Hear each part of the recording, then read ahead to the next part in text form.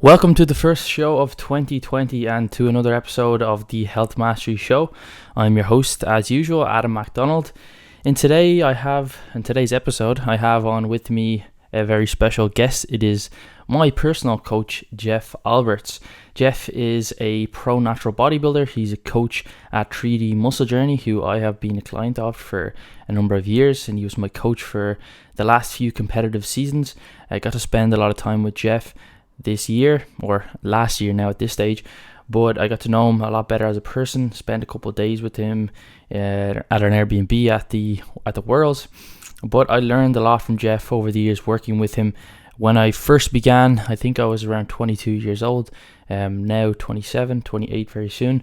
And Jeff taught me a lot about how to play the long game and enjoy this long term in bodybuilding, because if you want to be a good natural bodybuilder and make progress long term, you're going to have to learn how to not burn out and how to be consistent and take enjoyment from the process.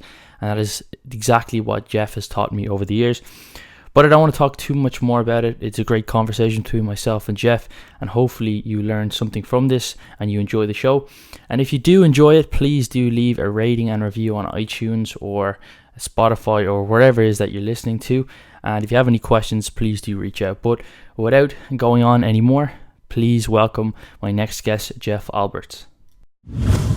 So Jeff, thank you so much for coming on the podcast. It's great to chat to you again. For sure, man. It's definitely, we had a great season together, so I've been looking forward to this conversation.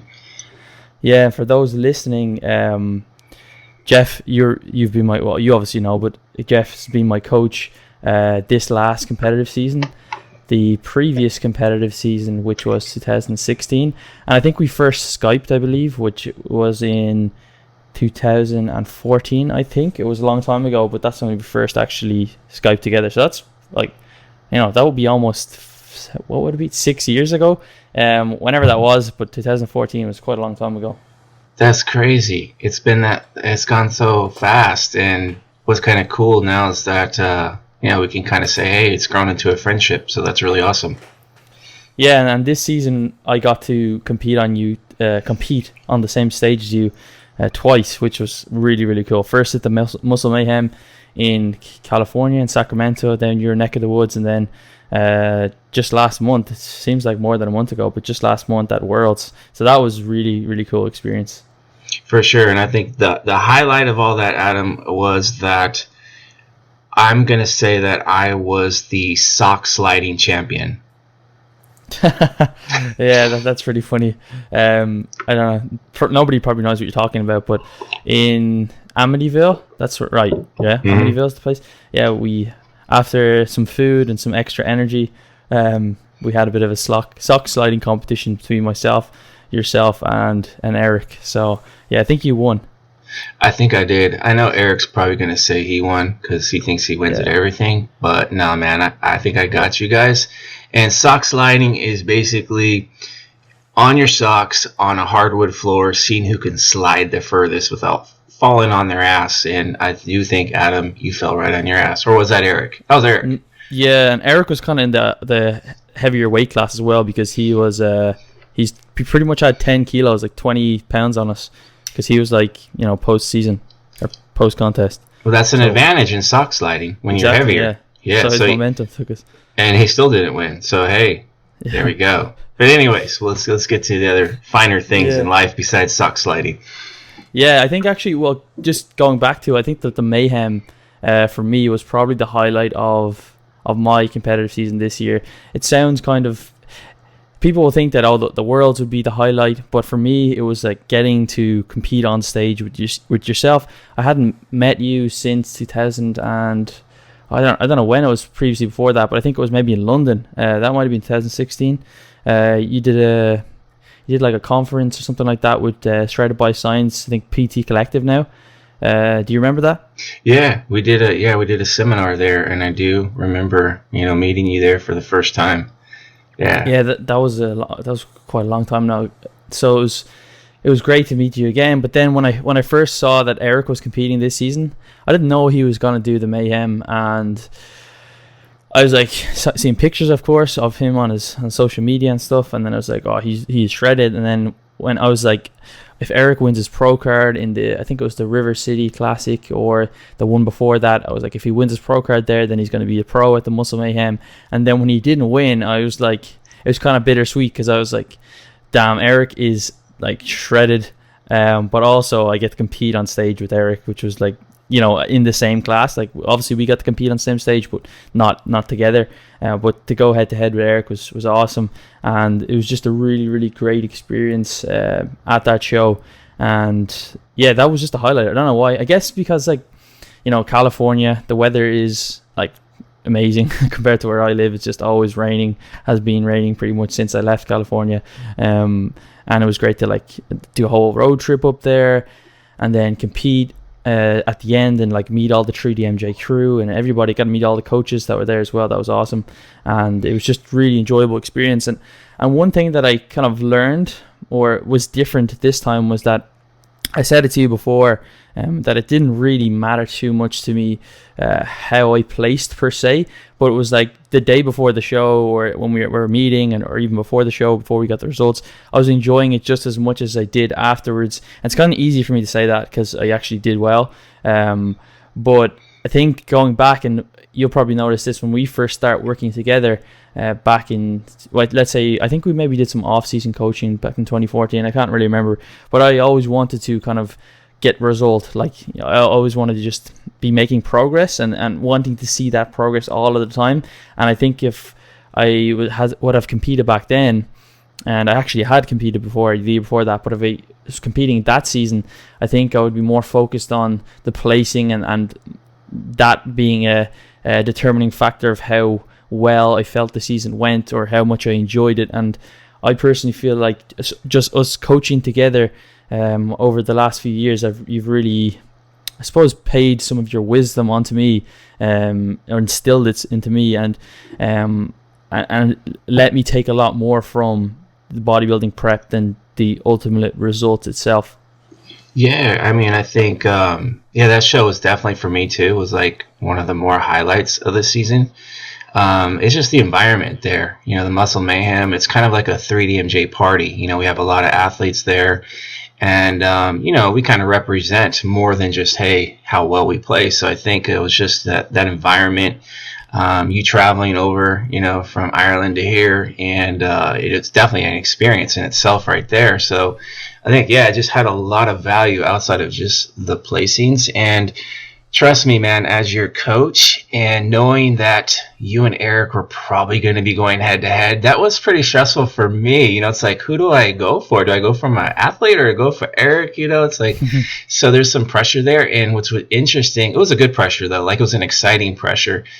And what's interesting is I see your progress coming in every week, and you're getting like leaner and leaner, and you're looking better and better, and he's looking leaner and leaner and better and better. And I'm like, man, these guys are like almost like similar statues. You guys are, about the same height.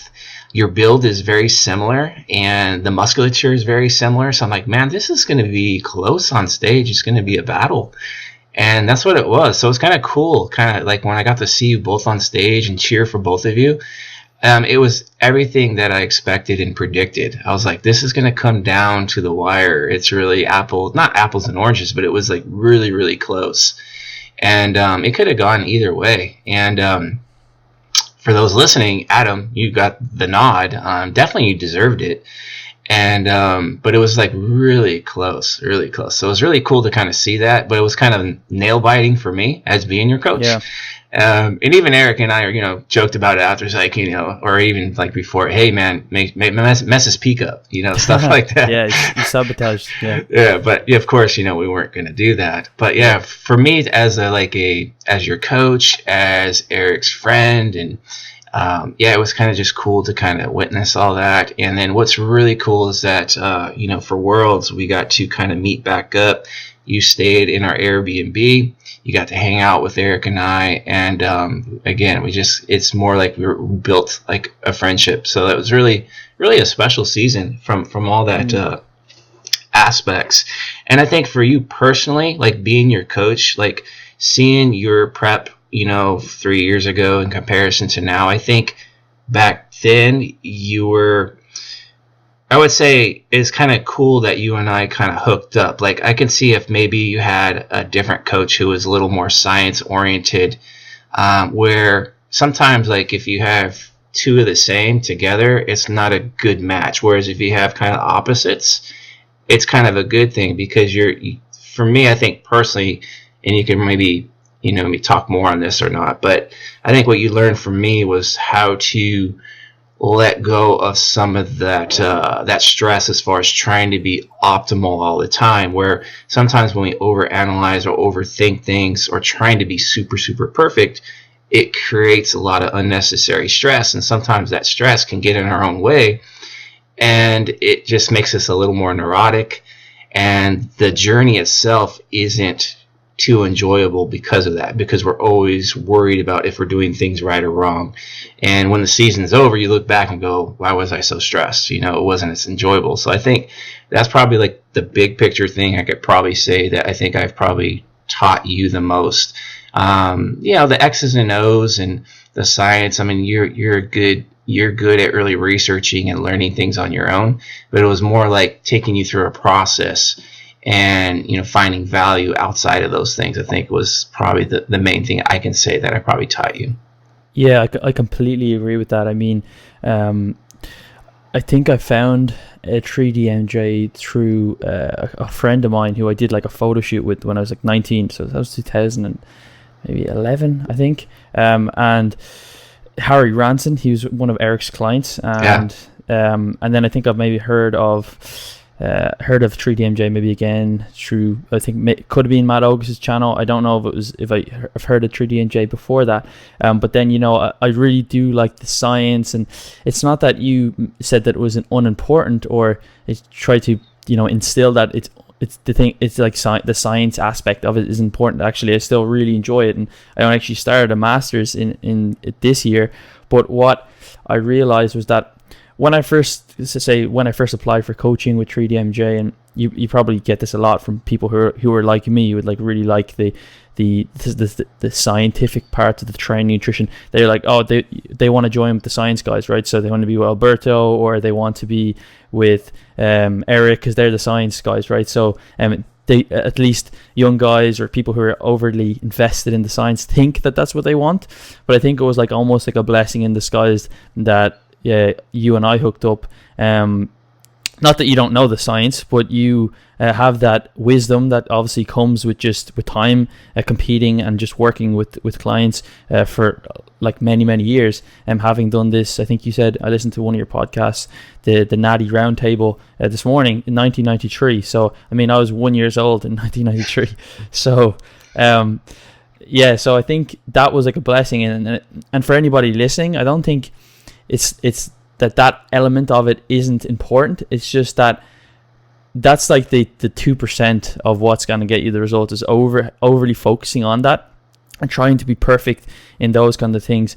And that's the way I was trying to be perfect with anything. And I remember when I met Eric again in New York, I think he used to have a 3DMJ Facebook group. I don't know if it's still active. I don't think so, but he said like, oh, I remember Adam, we used to post like really long, obscure, hypothetical questions and tag me, and he's like, oh shit, not Adam asking another question again. You would basically, I remember, because you would ask me in our check-ins, and I would say, yeah, but let's not focus so hard on that, this or this, and then you would go in the Facebook group and tag Eric, and Eric would be just like, you need to chill out, basically, in so many words. I think I've pretty much like questions I would ask, right? So people say, well, doesn't matter if you have like, let's say, more calories in your training day and then lower it on your off days, okay, something like that. So people you would see people doing things like that. So I would then take that to an extreme and say, well, if that doesn't matter,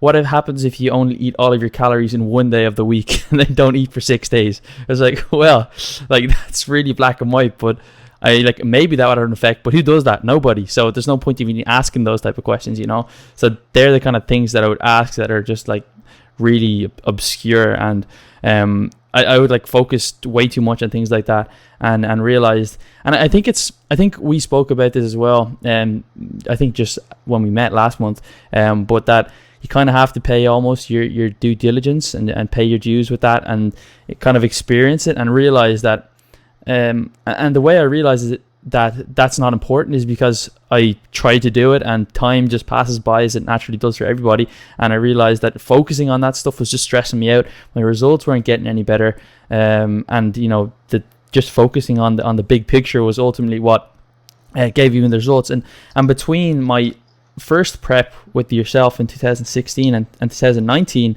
I didn't really focus too much on the sciencey sort of stuff, and to be honest, I got a little bit burnt out after that prep, and I wasn't sure if I was going to do bodybuilding again. Like, I didn't hate it or I didn't have an awful time. I just felt like maybe I'd try to invest too much into like the outcome per se, and trying to like thinking that that's what would make me ultimately happy and fulfilled.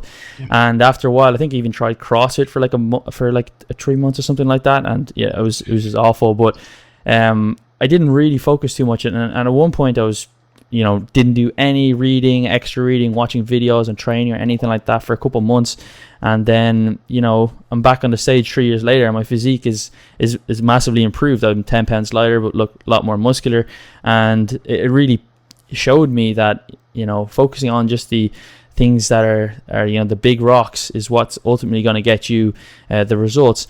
And you're probably, I don't know if you're the oldest on stage at the Worlds, but I think there wasn't many guys around your age that are on stage, so that's obviously a testament to something. So why do you think that there's not many bodybuilders that last that long? I mean, yeah, there's guys who compete, but there's not many guys who are competing at your age at such a high level. So why do you think that you've been so successful on a consistent basis for decades?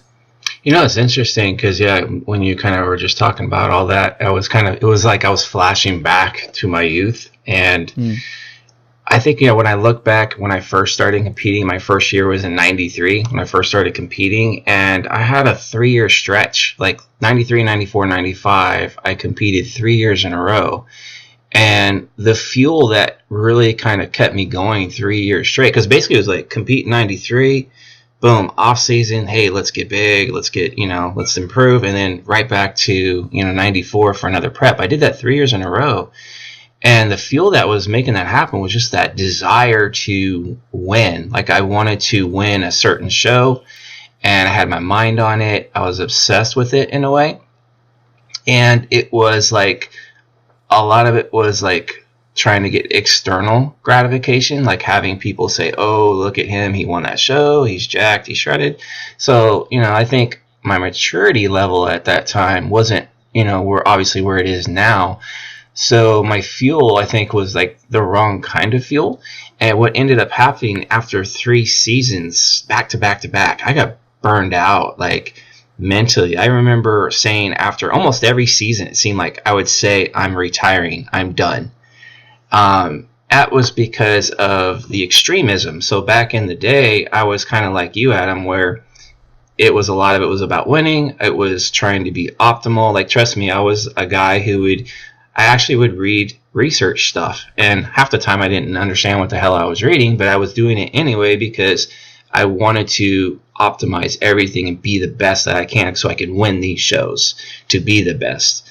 And I think it just burnt me out after 3 years. I was just like tapped out, just burnt out. And I remember after that '95 season, I was done with bodybuilding. I started playing a lot of basketball, playing a lot of tennis. Like, I got away from bodybuilding, which I think is a blessing in disguise, because it took that mental focus away from just bodybuilding, and I was applying myself everywhere else. And that kind of basically gave my mental a break, and I got motivated again for bodybuilding. So in '98, I came back to compete again, but I didn't really know, or I didn't really decipher all that at the time. I was stuck in the middle of that mentality and couldn't get myself out. Like, I didn't have a coach, or I didn't have anybody mentoring me. It was just like everything I did was self-taught.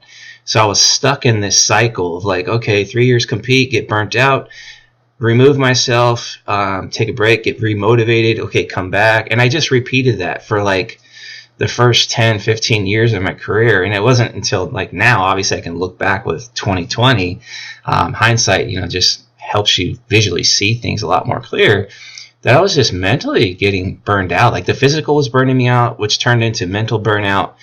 And that's the reason why, man, it was like, I remember in 2002, that season, I was super, super laser focused on winning a pro card. And that entire prep, I think it was a 14-week prep, I didn't cheat on my diet once. I didn't miss any training session. Like everything was perfect. And I remember like from a social aspect, like, if my ex-wife wanted to go to dinner or something like that, it was, nope, we're not going to dinner because I got to be laser focused and I got to be on point with everything. And so in a sense, like everything outside of bodybuilding got put to the back burner. Like I didn't care. And it was a selfish, obsessive, behavior that I had that wasn't obviously very conducive towards a happy marriage or anything like that. So, for 4 months out of the year, man, I was just like this total dickhead that didn't care about nothing but bodybuilding. And I ended up going into that show and I lost by 1 point, missed the pro card. And instead of seeing the value from everything I did accomplish, all I saw was defeat and failure. And basically I remember, flying home on the plane, I was like, this is stupid. Why am I investing all this energy into this sport and to lose by a point? Like, and it's still, till when I look back on the photos, it's arguable whether or not I should have lost. Like I kind of still feel like I should have won. But so that kind of just reinforced that thought, like, this is dumb. I'm putting all this energy into it. I'm losing. I got robbed. And I ended up getting depressed like after that. And I said, you know what, I'm done with this bodybuilding thing. I remember going to like lunch with my dad like not too long after that. And I was just telling him, I go, I'm done. This is stupid. This is a dumb sport. It's like pointless, right? So I was just like in a very dark place at that point with bodybuilding. And it wasn't until 2009 when I started to see a little bit better light on things, like when I started to change my thought process around, hey, this season I'm going to come back to this and I'm not going to have like that winning mentality. Like, yeah, I still want, when I'm on stage, let's win, try to win, but hey, let's actually try to enjoy what I'm actually doing, like the day to day. Let's enjoy that. Let's not put so much pressure on myself to be optimal. And long story short, I go through 2009, enjoy it. That's where I met the guys at 3DMJ. And at that time, it was the most enjoyment I've ever had with bodybuilding. And what's interesting and what's funny is that the focus wasn't on winning pro cards, but I actually won 2 pro cards with that mindset. So a lot of my history that I've basically have gone through, basically all those mistakes and what I've gone through is actually that helps people like you, Adam, where I'm like saving you from, let's say, years of heartache. It's like, okay, let me use my shitty experience, but actually make it a positive with someone else. And I don't want to take back or regret any of what I've gone through. Like, I'm glad I did, because it's made me a better bodybuilder and coach now. And I think a lot of those lessons, like, I know they're so valuable now, and I think that's the, like, whether I'm successful or not in the moment, I know those valuables is what keeps me moving forward, and that's how I keep getting better. Even now into my late 40s, what's keeping me going now, like on a high level, like getting to worlds and 6 out of 14, that's pretty damn good for a 48-year-old, it's just all those life lessons. And I think mentally I'm a much stronger bodybuilder now than I was back in my 20s, and that's the reason why that's why I keep going. It's like I know myself really well. I know how to like decipher the lessons that I'm learning now, whereas in the past I didn't, and that just comes with experience. So I think that's kind of like a big tool for my longevity, is just the history and understanding that whether I'm successful in the moment or not, I'm making mistakes, like that's a lesson that I can use towards the future. Yeah, I think the more you invest your identity in just like a hardcore bodybuilder, then the harder it is not to try and focus on just the outcome, because you're so invested in just the end goal. You're working, you're killing yourself or cutting everybody off, or being this tunnel visioned bodybuilder that's nothing's important except for the bodybuilding. Then it's hard for the result not to have some form of impact, or not some form of impact, but a much larger impact than what's actually really important. Because I think when I've seen when I spoke to some other bodybuilders, even at some of the shows that I competed at, the Worlds, when I hear guys saying I've counted every single macro, or every single meal, I haven't missed, I haven't taken one day off or whatever, you can tell that they're just quote unquote hardcore. And then when they don't place where they expect to place, they're ultimately really pissed off, and it's kind of hard to watch that, because you can tell that they're not enjoying it as much. And so people say I don't compete to come second place or whatever, but the thing about bodybuilding, I think, compared to other sports, is that a lot of it's just based on a lot of it's just genetics and time. And I really reflected on the show, The Muscle Mayhem, after I won my class, and I was thinking I did better than I expected. But for example, Eric, who's probably one of the most well-known guys in natural bodybuilding, just purely for the content that he puts out and how he positions himself in the industry, that he has to have quite a mature mindset to be able to quote unquote lose to someone like myself, who's relatively unknown, and then not take that to heart, or to still be poised and have composure and take lessons from that. Because how do you balance the competitiveness? Because it is competitive natural bodybuilding. It's not just everybody goes on stage and gets a medal. It's not just participation. It is competitive. How do you balance that with not putting too much emphasis on the placing? Because with things like, say, soccer or basketball or boxing or something, there's a lot of different elements that can play, more so than there is in bodybuilding, where it's at the end of the day, someone who has better genetics than you, or has been training longer, or a combination of the both, they're gonna do well. Yeah, you can't in other sports, like you said, boxing, or let's say football or something like that. You can impose your will on somebody to win, right? You can knock someone out. You can out point them, jab better than them, and just you can basically beat them because you're just dominating them. But in bodybuilding, it's so subjective, right? It's we all have different genetics, different shapes, it's just in the judges, we don't know what the judges are going to be looking for. So a lot of it's subjective. And, personally, when I'm on stage, I want to win. Every time I'm on stage, hey, let me try to win and do the best I can here. But I think, over the years, I've learned that, I learned the hard way, man. It's that's kind of the story of my career, is I learned the hard way. So I can go back to when I was trying to win a little show called Mr. Fremont. And I remember back in 95, it was the last year they were having the show. So for 3 years, early on in my career, I was trying to win this show. 93, I was junior Mr. Fremont. 94, I won the short class. Then I lost the overall. Then 95, I was okay, this is my year to win this show. And I ended up taking second place in the short class, so I didn't even get to the overall. And I just remember walking off stage and backstage, I was verbally complaining out loud that I got screwed, robbed. Because in my mind, because I was training so hard, I felt hey, I'm entitled to this. I outworked everybody. You've probably heard that mentality from other bodybuilders. I outwork people. Maybe not.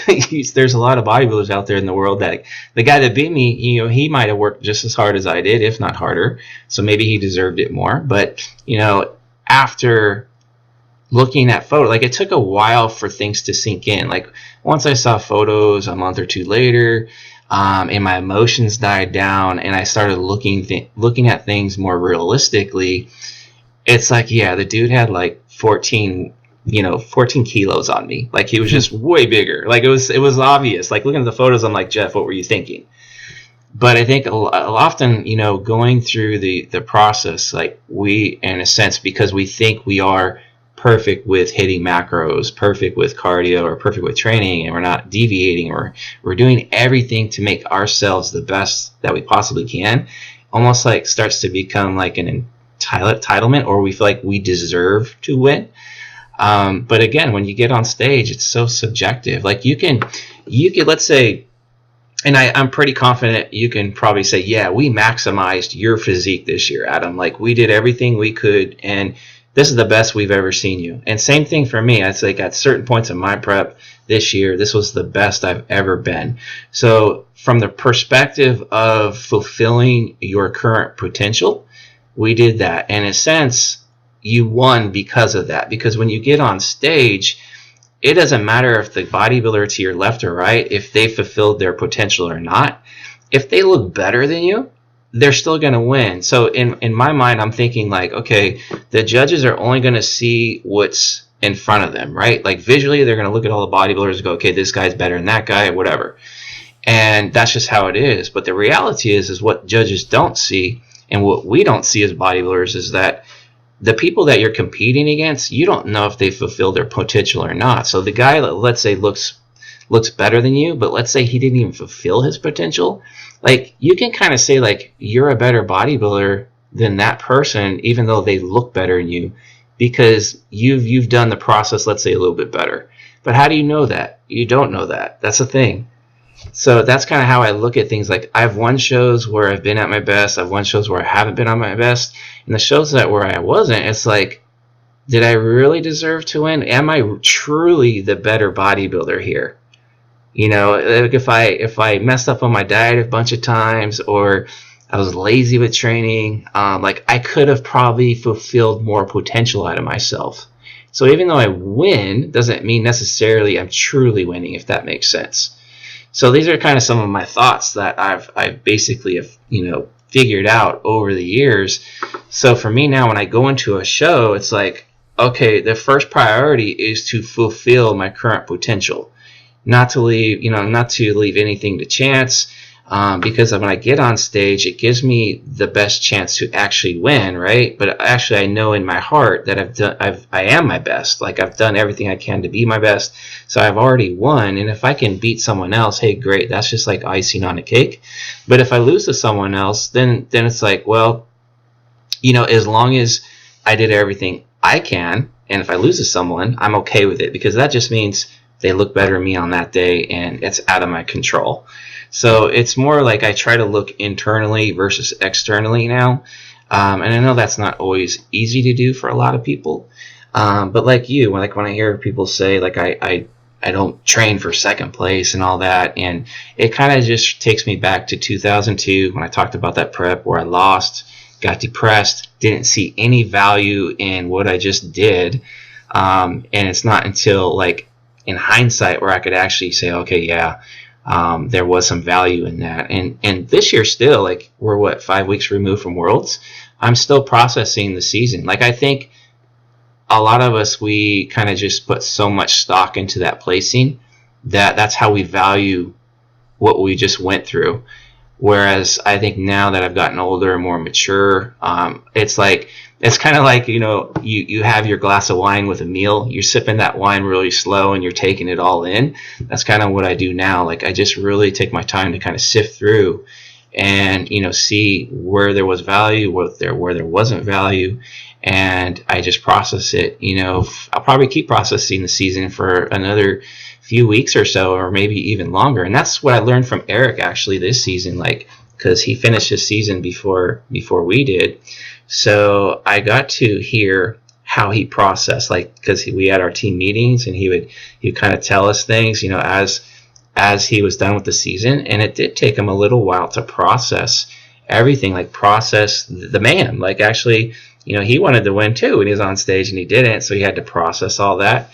So I learned from him to be very patient with that, like to let it kind of just come to me slowly over time. And so, yeah, so I've been rambling but a little while, but hopefully that kind of answered the question.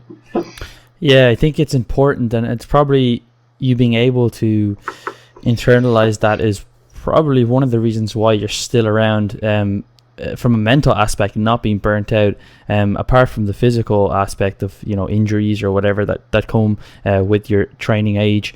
But that is something that I really, like I said, I really learned that this season. I think like it's different from, like, say, sprinting or something like that, where it's like you want to get, you know, under 10 seconds and the guy beats you by 0.001 of a second, and yeah, that's disappointing, but it's very objective. Versus like bodybuilding, natural bodybuilding is almost like a painting. You know, you're doing a competition with art or something, and you put two paintings up against each other, and you feel like yours should have won, but because it's so subjective, it's almost necessary to be able to internalize that and understand that placing is not, you know, the most important thing. And that's kind of why I said I cringe a little bit when I hear those guys who are really focused on placing, because what I ultimately feel like is that if they keep that mindset up, they're not necessarily going to be around for that much longer, or they're going to burn out mentally from bodybuilding. Because if you're not placing well in bodybuilding, and of course your placings will get better as you know, if you're consistent and you do get better each time, your placings will get better. But if you're not, you know, clean sweeping the show, it's likely that you're not going to, you know, be the best bodybuilder ever in the world. If you were, like, some people ask me, do you think I can be like, they ask me about themselves, you know, do you think I have potential to be a good bodybuilder? And I think if you're going to be like a world champion, for the most part, you probably know already if you've been lifting a few years. For example, Kendall, the guy who won the pro overall, he's younger than I am, and I think he's been lifting less than I am, and he's a pro and he's winning the pro overall, and I'm an amateur still. And I think, but that's good to see things like that, because I know that, you know, winning or the outcome is not that important, and it's, to an extent, it's kind of out of my control. And like you said, it's about focusing on you know, trying to bring your best. I think I would have been maybe disappointed this season if, let's say, I, even in spite of enjoying you know, meeting everybody and getting to hang out with you guys a lot, I think if I didn't do better than my last season, I probably would have been a little bit disappointed. I don't mean placing wise, I mean just how my physique looked and how I felt as a bodybuilder. And I think you're dead right saying that I probably got the best out of my physique. Like, I definitely could have brought in a better package, but I think for where I am in my competitive career, I think every time you step into a new territory, whether that's like essentially a new level of leanness, that's like, you know, that's a whole different ball game, you know, mentally. And I think you have to get to this new territory in order to be able to go further. So next time I compete again, I'll know what that feels like now mentally. I'll be able to deal with that better, and then ultimately get better physique. Because I don't think anybody's comes in the first season, or it's very rare, where they're like the absolute most peeled with the most amount of muscle that they could potentially have from a very objective point of view. Yeah, I think a lot of people, like, the way I kind of stress potential, like, people like go through a contest season, and let's say they're not happy with how they look. Let's say they look great, right? But they're just like, I know I have more in me, and they're never, like, not satisfied. Like, it's a double-edged sword. Like, on one side of the sword, we need to have that mindset to want to get better and to push ourselves to get better, because that's how we make progress. But on the other side of the sword, if we're never happy with what we got, it's like you're miserable, right? Like, you're not enjoying what you're doing. So the way I kind of describe it is, like, the goal should be to fulfill current potential. So there's a difference there. Like, having current potential means what you're capable of accomplishing in the moment versus what you're capable of accomplishing 5 years from now. So yeah, if every contest season say I wasn't good enough, yeah, it's like I said, it's a double-edged sword. But I mean, if we're in that mindset all the time, you're never going to enjoy what you're actually accomplishing in the moment.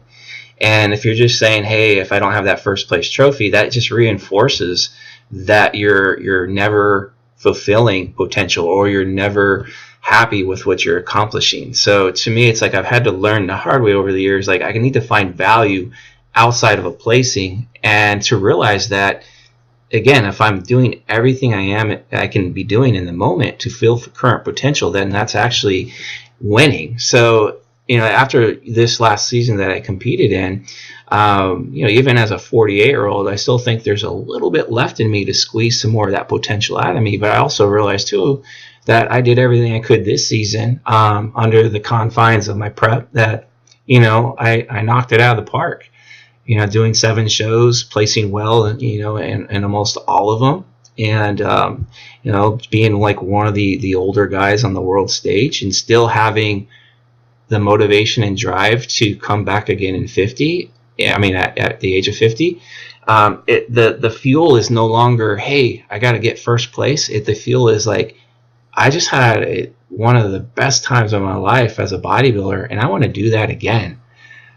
So that's basically, I could say, like, a huge part of my longevity is, outside of like, making sure I'm training, in a safe way and that type of thing. But it's just the mental part of like understanding that a major part of the fuel, or the best fuel you can have, is actually enjoyment with your training, enjoyment with like how you set up your process and how you go about that process, and understanding that every show you do, it's not like for me personally, I don't let the judges dictate my success. I don't give them that power. Like, that power stays with me. I define my own success, and the show, I just look at it now as a celebration of my process. And that's the mindset I try to have. And like I said, when I'm on stage, it's like, yes, let's see if we can try to win. But I still try to have that healthy mindset around, the placings. So do you feel like if you hadn't have done everything that you could have done, with the aspect, or with the kind of lens that obviously bodybuilding is not the most important thing? Because I think there's ways that you can fulfill your potential. One is looking like a better bodybuilder, like either bigger, leaner, but also then perhaps getting to that same territory or the same level of physique. Because you've mentioned before that you've had great conditioning in the past, like way back when you did shows when you were a hardcore strict bodybuilder, but you've been able to reach the same physique, but with a lot less stress, a lot more enjoyment. So that's another element or lens to look through fulfilling potential, is getting to the same physique but enjoying the process much more, having a much smoother ride there, and not making bodybuilding the most important thing. Exactly, because I would go back to my 2002 season where I said I ended up like being perfect but lose and then be depressed. Well, like what people don't see, like what a lot of people see, like especially on social media, is just, hey, look at so-and-so training, or look at so-and-so dieting, like they're shredded, blah, blah, blah. But what you don't see is, things behind closed doors. So in 2002, like I was saying earlier, like, I was an obsessive asshole. Like, my ex-wife, like, got put to the back burner. Relationships got put to the back burner. Like, everything was about bodybuilding. So yeah, I got shredded. 2002, I could say, like, I had shredded glutes back then. And I was the leanest one on stage on that show, and that's why I felt like, hey, I should have won that show, because I was definitely the leanest one up there. But man, it was like I was such an asshole. Like the way I went about my process was so inferior in comparison to how I do the process now. So now I'm doing it in a way where, hey, my family comes first.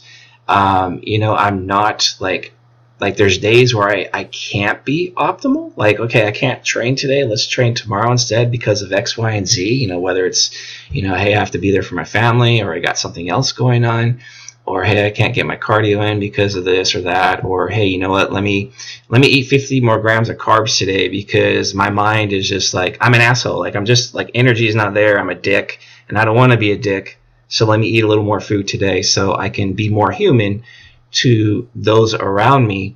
And because of doing that, you think, like most people think, oh, you ate 50 grams carbs more, you shouldn't do that, you're overeating.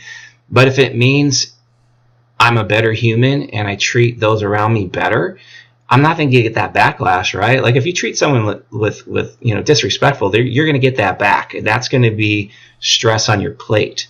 So in a sense, by eating a little more on a given day, let's say, my stress levels go down because of that, and it makes the process better moving forward. Like, it just makes me better, like mentally and physically. I'm like, okay, now I can get back to a little more grinding and in a better state. So just like I said, like you said, Adam, there's so much more than just, hey, you place well, or hey, you're shredded. It's like the actual process. Like for me personally, I'm trying to improve the way I go about my process every time. So in 2014, the last time I got on stage, that was my best ever physique at that point. And it was also the best ever process as far as balancing life and bodybuilding out. So this year I was like, hey, let me see if I can improve that. Let me see if I can even be more human during the process. And I'm still trying to figure out, like still evaluating whether I was better or not than 2014. And I think often, like to get a true answer to that, like how well you're balancing life out with bodybuilding, is like ask those closest around you, hey, how was I? And really see what their feedback is, because truly that's where the answer is going to be, whether or not you were, a pretty good human during that process. But that's kind of my goal in 2021. Like I remember Roberto saying, a few years back, it's like, hey, when I do a prep, I want people to not even know I'm prepping. Like that's his goal, to like go through an entire prep where, people didn't even realize he was prepping. I don't like, as far as that being realistic, like I don't think that's a realistic goal, but I think it's definitely something to strive for. So that's kind of how I look at my next season in 2021, is like, hey, let me see if I can maybe get back to Worlds or whatever shows I want to do. Let me see if I can, reach that elite level conditioning again, and let's see if I can actually do it in an even healthier way all around. Yeah, I think there's probably a balance, and I think that's probably really hard to do, to let nobody know that you're prepping. I mean, from a mental point of view, obviously they're going to see that you're getting leaner. But for me, even though I tried not to tell a lot of people that I was prepping, purely just because I didn't feel the necessity to tell people who don't like bodybuilding that I'm doing a bodybuilding show, because they probably don't really care. But I remember towards the end of my prep, some people that I work with, they were saying, "Oh, you're quite quiet lately," or you're acting a little bit different. You're very quiet. You're like, and I could just tell that it was because like I just don't have the energy to be as bouncy or to be as energetic as I previously was, and that's kind of difficult as well. I remember just recently being in the gym, and a guy that actually he used to be a client of mine a few years ago, said to me, "Oh, during the last few weeks of the prep, you seemed very focused." But I wasn't really any more focused. It was just that I didn't have the energy, or I didn't really necessarily want to go around and talking to people all the time in the gym. And I think sometimes when you're just at the tail end of a prep, it's probably hard to be normal, to a point where you're just so low in energy and your body fat's low. Just from a physiological point of view, it's difficult to kind of maintain the same kind of characteristics that you would have had previously in the off season.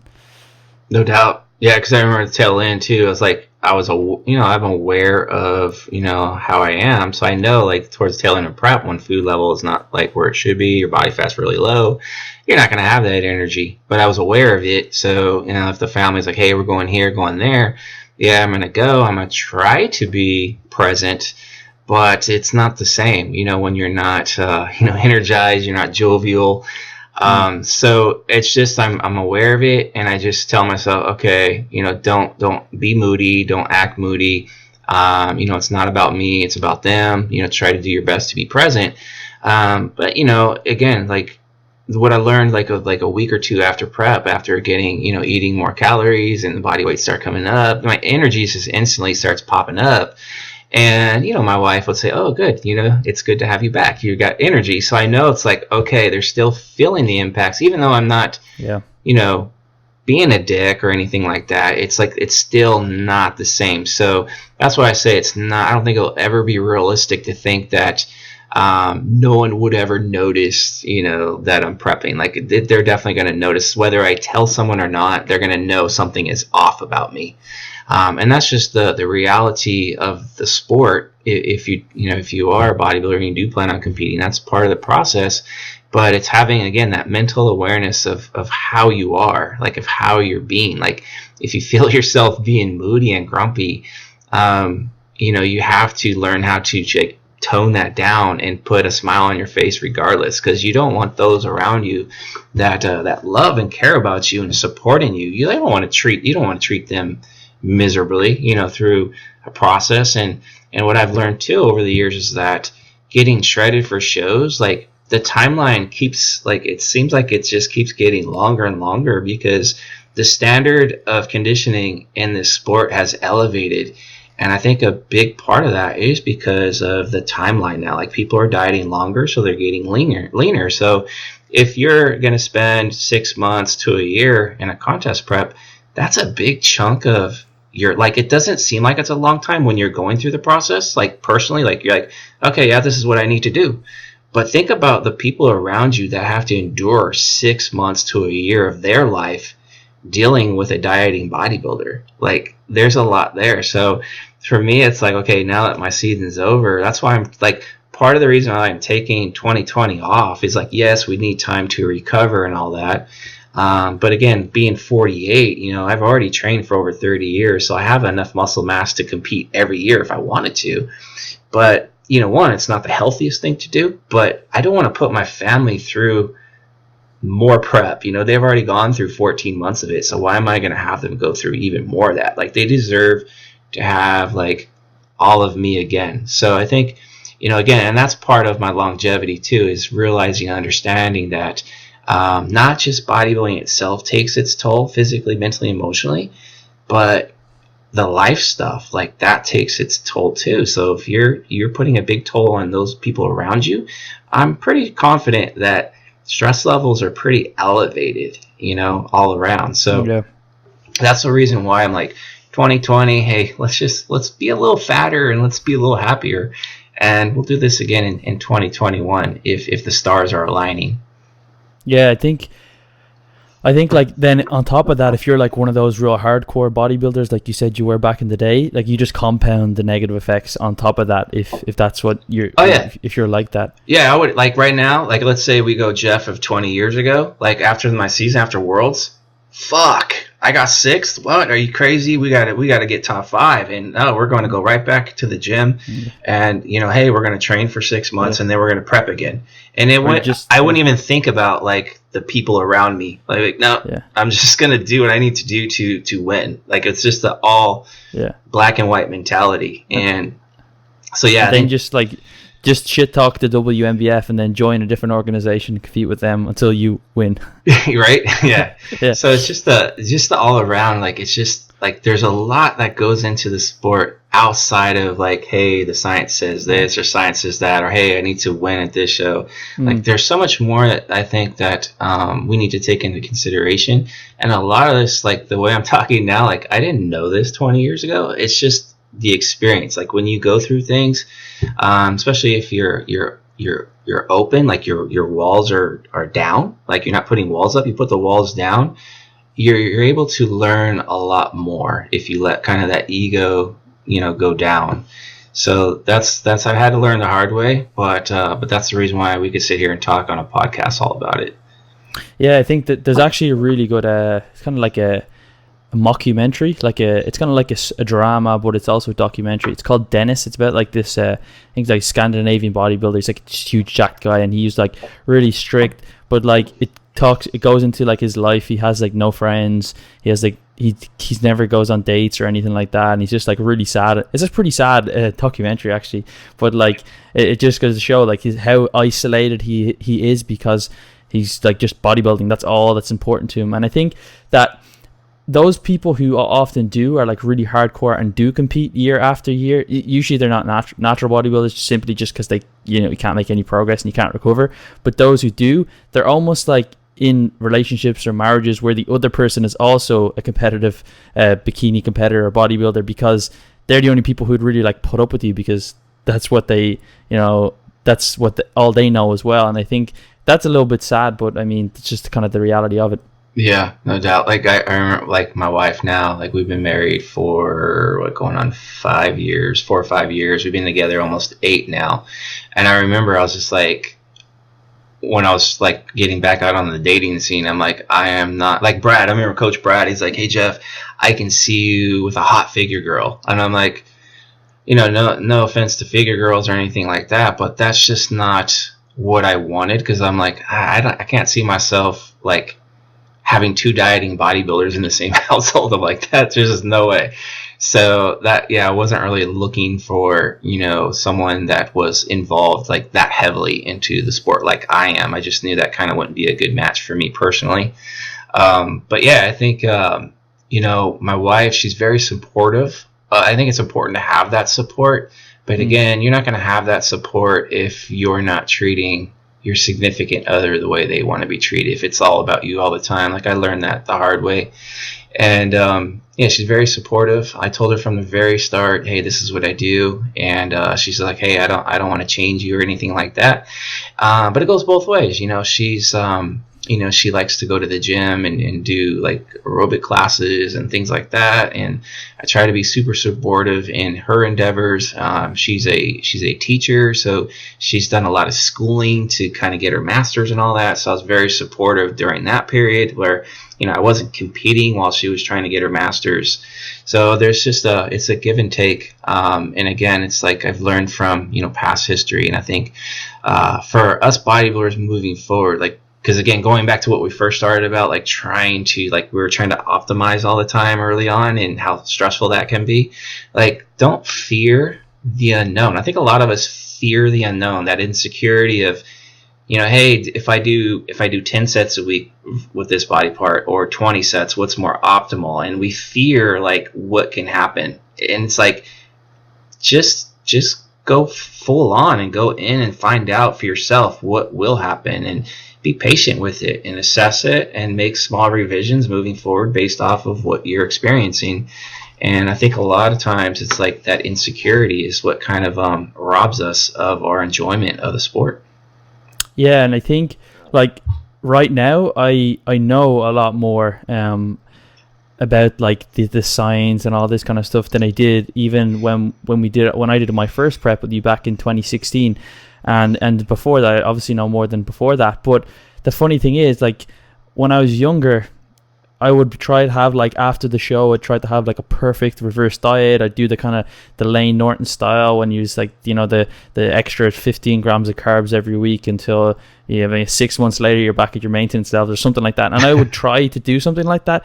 And now this past like, month or 6 weeks or whatever it's been since I last finished my show, I literally haven't tracked a single macro. I haven't been like, on a seafood diet or anything like that, but I've just been really relaxed about my eating. I've gained probably more weight than I would like. I'm not like overly fat, but I really feel like that was like, it's like been a really good reverse for me because I'm feeling much better mentally. I think part of the tracking element, I think part of my recovery diet, like 3DMJ, like to coin it, is not tracking. That's part of my recovery, I think, is just getting away from that, like not being so meticulous, because I have a fire to like compete again, like not next year because I obviously want to make progress, or probably not even the year after that. But in previous times I've done competitions, I was kind of burnt out afterwards. Like, I don't know if I'm going to compete in bodybuilding ever again. Maybe I will. I'm going to still lift and stuff, work out because I enjoy it, but I don't know if I'm going to do bodybuilding. But even now I'm like, I'm excited to like, I don't want to compete right away. Obviously, I still have a bit of the, the recovery aspect, hormones and stuff like that. I need to improve. They need to come up and everything. And I don't want to get back into competing straight away. But I still have a fire to, I definitely want to compete in bodybuilding again. And I think this was like, on paper or in scientific terms, it was like suboptimal reverse. But for me, I feel like it was really, really good. And some people say, you gained too much weight. You're supposed to gain 5% or whatever for the first few weeks of your body weight. But for me, I just, I started off with that 1 kilogram of candy that I ate in that store when we went shopping for your runners. That was the start of my reverse. And ever since then, I've just been like eating well, but just enjoying food and going out, eating out like a couple times a week. Training, I'm loving training. Sleep is getting better. I'm a lot more energetic. I know I've still got a long way to be fully recovered in terms of my hormones and libido and everything like that. But for me, looking back, if I was 5 years ago, I would have thought like, oh, that was awful. You've suboptimal. You didn't do what was the right way to do. You should have planned it meticulously, walked your calories up, and then you've gained too much body fat. But for me, I'm like this. I feel like it's the perfect reverse almost. If I was to do it again, would I do anything different? Probably not. Yeah, it's. I think the reverse diet thing. It's like, if you think about it, we're spending almost a year of our life, trying to get extremely lean, and to say, hey, Adam, your show's over, but here's 10 grams of carbs. It's like you're basically still dieting. So you're not just physically, you're going to continue to be limited, but like mentally and emotionally, it's like, how do you adhere to 10 grams of carbs when your hyper-focused goal is now behind you? And so there's just like not very optimal, right? Like on paper, it once was, deemed, hey, reverse diet is optimal. Hey, you can, get your metabolism elevated, you stay in a leaner state, and you look great for all this time. But the reality is that you're still dieted, you're still in an extreme state physically, mentally, and emotionally, and it's not healthy. So yeah, it's like if you were a caveman in the Ice Age, and you're like 6% body fat, and you're maintaining that through a reverse diet. Like in a sense, you're just kind of day to day, you're finding these little granules of food, and you're like, oh, okay, I'm eating these little granules. But when you come up to this large woolly mammoth, you think the caveman's going to be like, oh, I can only eat the granules on the ground? No, it's going to be like, hey, let me take a spear and kill that thing so I can eat the entire thing, because we need to get healthy again. You need to get that body fat put on. So I think it makes a lot of sense to have that candy after the show, right? Like to actually, put some calories back in us and actually get some body weight on us. Now, as far as like how much weight, the percentages and all that, like that's so individual. I know for me personally, like you, Adam, I've put on like 18 pounds already. Like I'm up almost, that's what 8 kilos or whatever. Yeah. And yeah, I mean, I have like a little bit of a gut again. And from an aesthetic standpoint, it is definitely far from where I was at Worlds. But I feel so much better. I have so much more energy. I'm healthier, like things are returning back to normal. My mood around my family is a lot better. And, again, that to me is far more important than trying to be like perfectly optimal with the bodybuilding side of things, as far as trying to reverse diet out and all these things. Like, and I think too, what I could probably speak for you on this one too, is that we both are pretty experienced now, so we can take comfort in knowing that, hey, let's say our body, like our aesthetics right now aren't exactly ideal, or maybe they're just a little, I think they're fine, but maybe they're not as ideal as we would like it. But we take comfort in knowing that, hey, we know how to get to the stage. We've done it. We've been there. We fulfilled potential. We know how to do it. So you can kind of relax a little bit knowing that, okay, we might not be 100% perfect in the moment, but eventually, because we are experienced, because we know how to work smart, we know how to be consistent, we know how to set up our goals and timelines that in the end, where we're on our next stop, I should say, our next destination, like in 2021 or 2022, whenever we decide to compete again, we know we're going to be okay. Yeah, and I think it's not just the weight, because I'm sure you've done it in the past where it's just like you just gained a ton of weight post-show, and I've seen many people do that.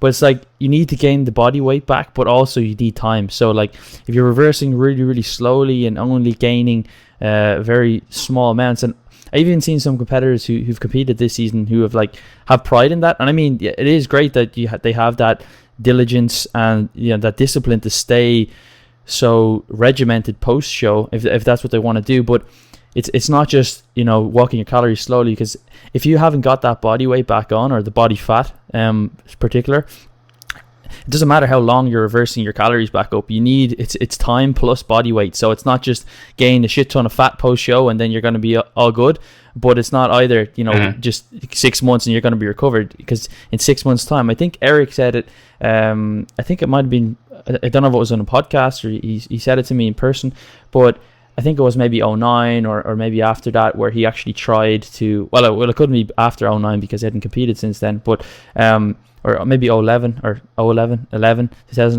that he tried to maintain a lean level of body fat, and he just, like 6 months, 7 months post show, he still didn't feel normal. So it's like you need to get that initial weight on, but then I know, like, at the body fat that I'm kind of at now, like getting any heavier is not really going to do me any justice. I'm just basically just going to get fatter. I just need to kind of hold this weight and then just let time do its thing, and then I'll be recovered. Not just, well, I'm a little bit hungry, so I'll just keep eating until I'm like 210 pounds.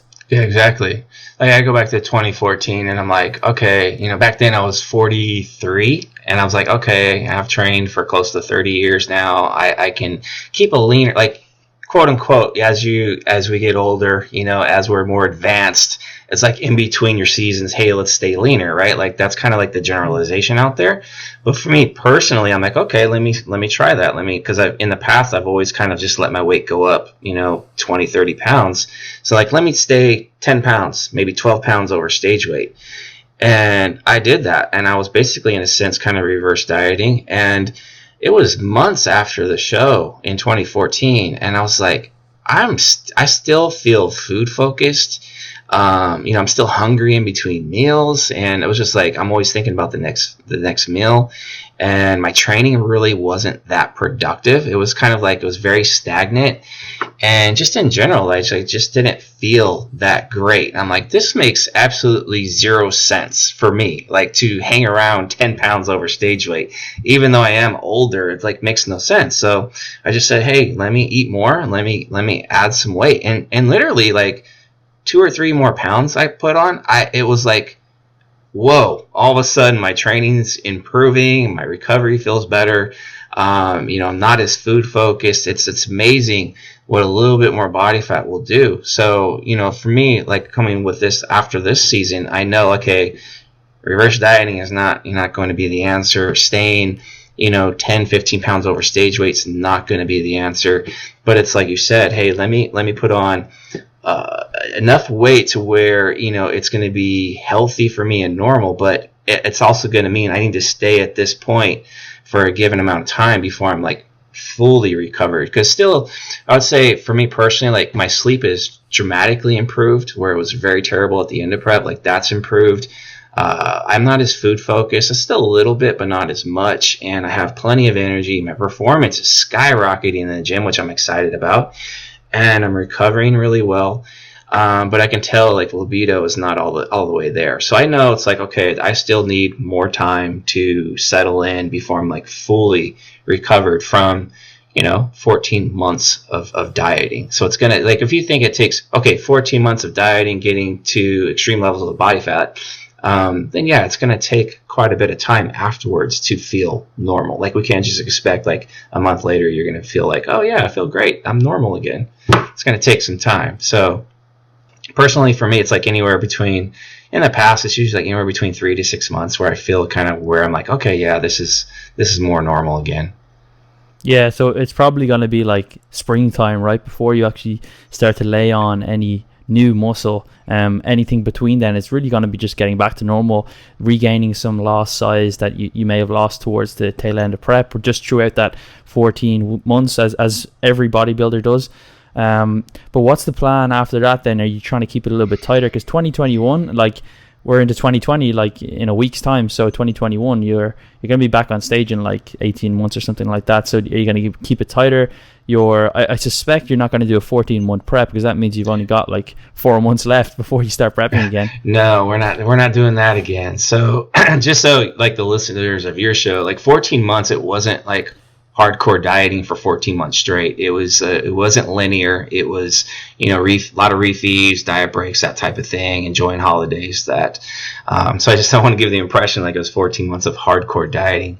But I definitely don't want to spend that long dieting, and in particular, not spending more time in an extreme state as far as the level of leanness. I think both you and I were on the same trajectory and same path this season, where I think we were too lean for too long, and our last shows of the year, we didn't look quite as good as we did at some of the earlier ones.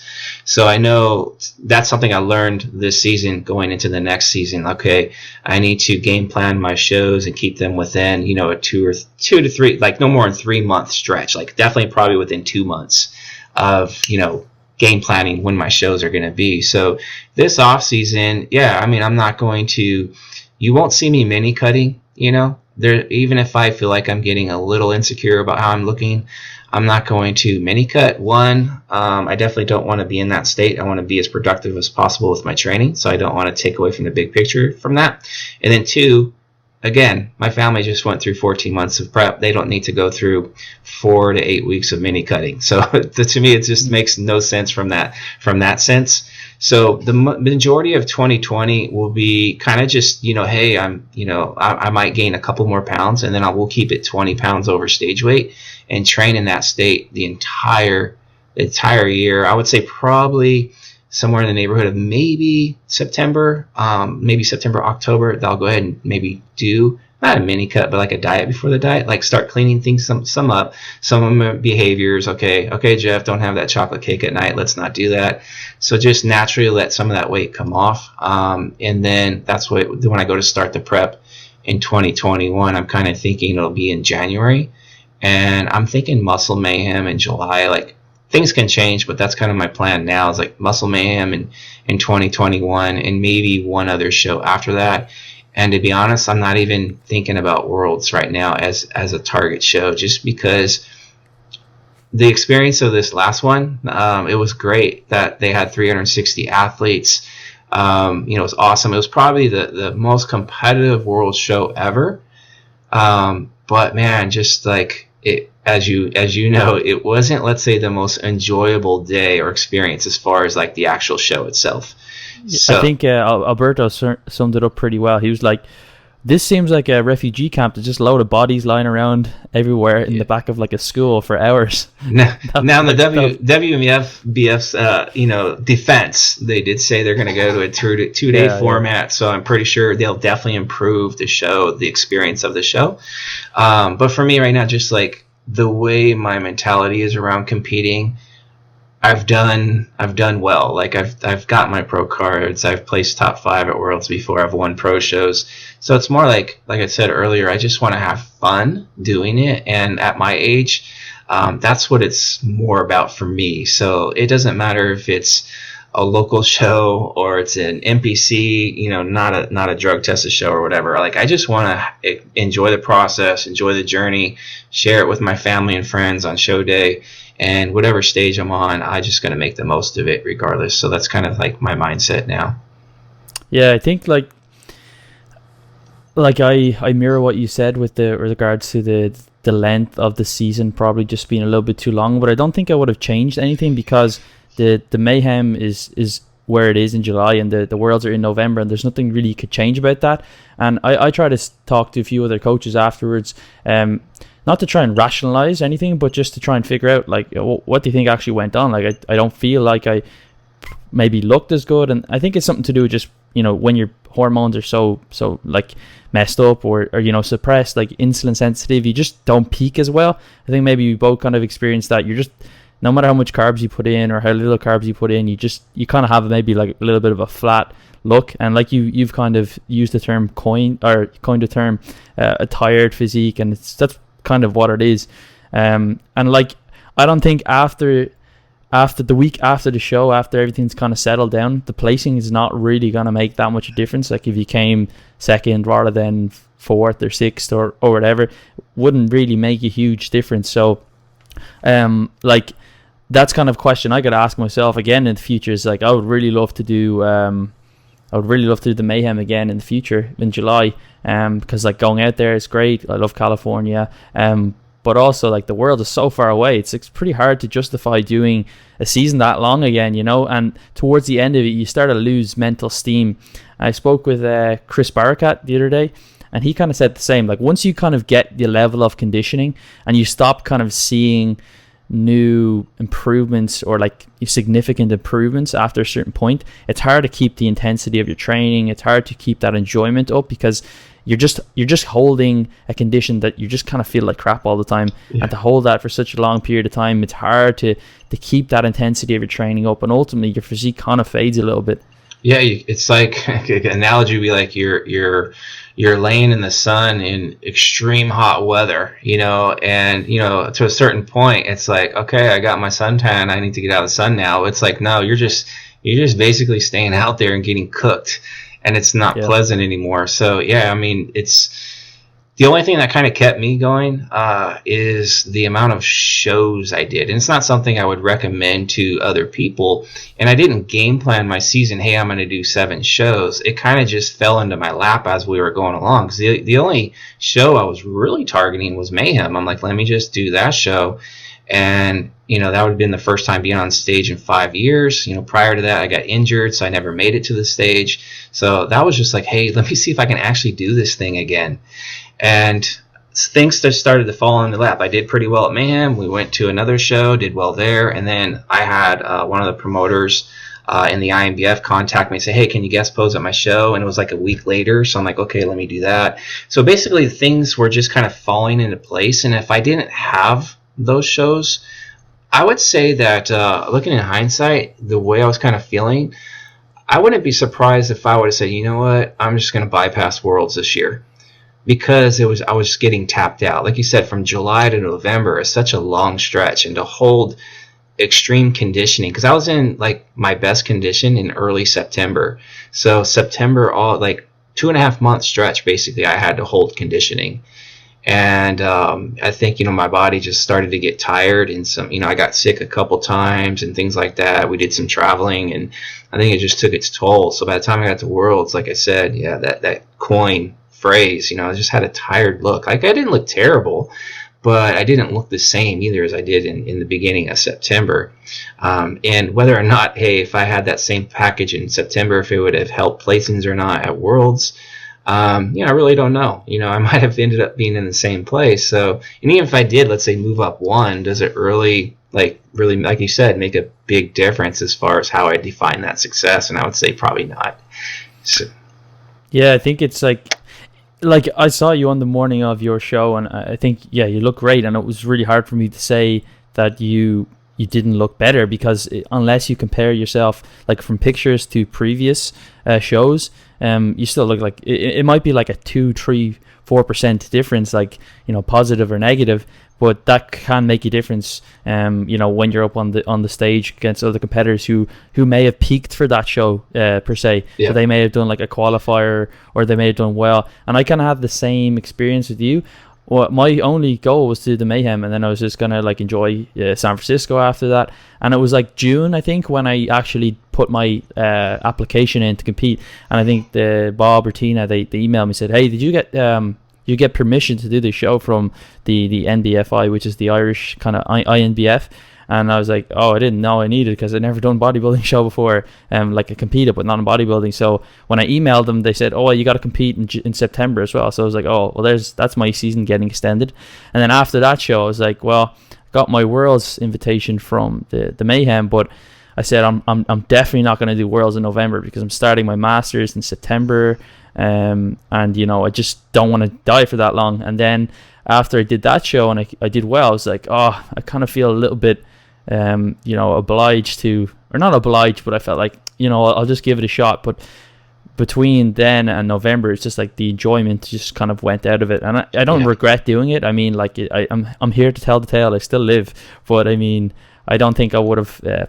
I don't know if I'd do the same thing. Like you said, I might skip Worlds and just hold out for Worlds in a few years' time, when perhaps it can be maybe more competitive, or just peak per se for that show. Yeah, it kind of like, too, the conversation I had with Alberto when he was coaching me in 2014. We did the Pro International, and it was in the middle of September. And I won that show. That was my first ever pro win. It was a big show. It's at the time, one of the more prestigious shows. And I was like, okay, now if we do Worlds, it's a 2-month stretch. It's like 8 or 9 weeks more to diet. And I definitely needed to maybe lose a couple more pounds to get that conditioning. And Alberto just said, "Hey Jeff, you know what? You just won one of the best natural bodybuilding shows out there. There's nothing for you to prove. You could let's just shut the season down," because I think he was being protective of me, knowing that I have a family, and it meant, okay, 9 more weeks of going through that process. Like, it's not an easy thing to do. It puts a lot of strain, not just on the bodybuilder, like we've been talking about the everybody around you. And he was just like, hey, there's, you accomplished, a lot. There's nothing else to prove right now. But I decided, hey, let's just go through it. We pushed through it, and we ended up doing it. And it's kind of the same thing this season. Like I said, if I didn't have those shows in between, I probably would have just said I'm done. Because to go from the middle of September to November, like, that was rough. And to not have, let's say, those little hyper-focused goals along the way, I probably would have tapped out. So I just know for future, and with a lot of the athletes that I coach, that I think, I think my perspective's changing a little bit. When they want to have these long, drawn-out seasons, it's like, hey, this is the pros and cons of it. Of course, it's always up to the athlete, their decision as far as what they want to do, and I support it as long as it's healthy. But it's like, okay, now I have a little more perspective. I can offer, like, okay, here's the pros, here's the cons. So it helps them make, informed decisions. Yeah. So final question, Jeff. What advice would you give to somebody, I wouldn't even say yet necessarily a younger person, because it could be anybody at any age, that wants to get into competitive bodybuilding, but also wants to be successful but have a sustained career? Because I don't think people don't bodybuild just when they initially do it. They obviously want to do well, but they also want to do it multiple times. They don't want to just be like a one and done, or at least that's not what they want to do when they're initially going into it. That happens often after the first show. People are like, I'm done, that's it, because they don't have the best experience. But for somebody who wants to be successful, like from a competitive point of view, which is like yourself, you're pro natural bodybuilding, you've done very, very well over the years, but also have a sustained career, because not many have been around as long as you and been successful. What advice would you give? Yeah, I think, man, that's such a hard question, right, to kind of try to answer in a short period of time. But I would say the main thing is that to have fun. Like, that's the main thing. It's like, have fun in what you're doing, and understand that you're never going to be perfect. You can strive for perfection, but you're never going to be perfect. And the thing is it's more about the consistency, and how, like, for me personally, it's like, how have I been able to be consistent this whole time? And I think the big takeaway is, yes, like, of course we all want to be optimal, but the reality is that it doesn't exist in a sense. It's like, so what I've learned, that practicality leads to sustainability. So what you're doing, if it's practical, it works well, in the gym, it works well outside the gym, how things impact, like what you do outside the gym will impact inside the gym, and vice versa.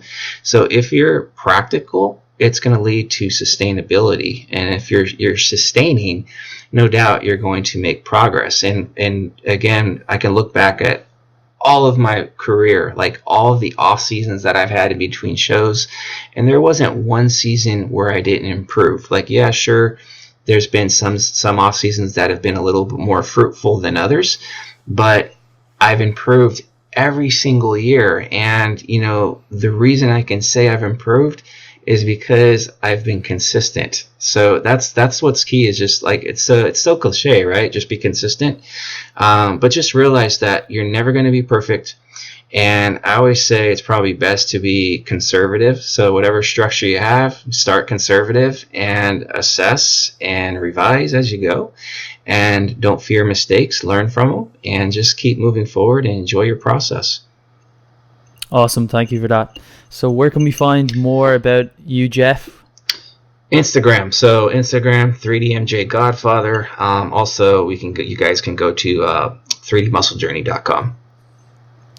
Great. So on the future, on the cards for the future is Bodybuilding Show 2021, Muscle Mayhem. We're going to see you there. That's the game plan for now. Yeah, I'll definitely be there, and I'll be turning 50 years old when I'm on that stage. So yeah, half a century, according to how Eric likes to coin it. You're not going to be doing any strongman or weightlifting in the off season like Eric? No, man. I think if I did that, I might snap. So I got to stay healthy, man. But no, my passion is bodybuilding. It's been bodybuilding, and that's what I basically gravitate towards. Great. Thanks so much, Jeff, for coming on and giving us all your wisdom and knowledge from all the years that you've been in this sport and coaching people. More than welcome, Adam. And yeah, let's go eat some more candy. So hopefully you found this episode with myself and Jeff pretty useful, or at least enjoyable in some form or another. I personally learned a lot from Jeff over the last few years, especially how to take things slow or to enjoy the process more so than trying to be perfect in any given moment, because that's the kind of person that I am. I really enjoy the science and the studies and trying to optimize everything. And while I still do enjoy that stuff, I think I've learned to understand that is of secondary importance to being consistent and enjoying the process, which is ultimately going to lay the foundations of a long-term future in bodybuilding, whether it's competitive or just recreational. And ultimately that is what's going to give you the long-term results and get you to where you want to go. And I think Jeff is a testament to that. When people ask him, what's his secret is basically 33 years of training. And you don't often see people who've been in the game as long as he has, because they either burn out mentally from just trying to go too fast or too hard too fast and go all in, or else they burn out because they don't train train in a way that allows them to have longevity in this sport or pursuit or whatever you want to call it. So if you want to learn more about Jeff, all the links are down in the show notes, and if you want to ask me any questions or reach out to me, you can get me in the show notes as well.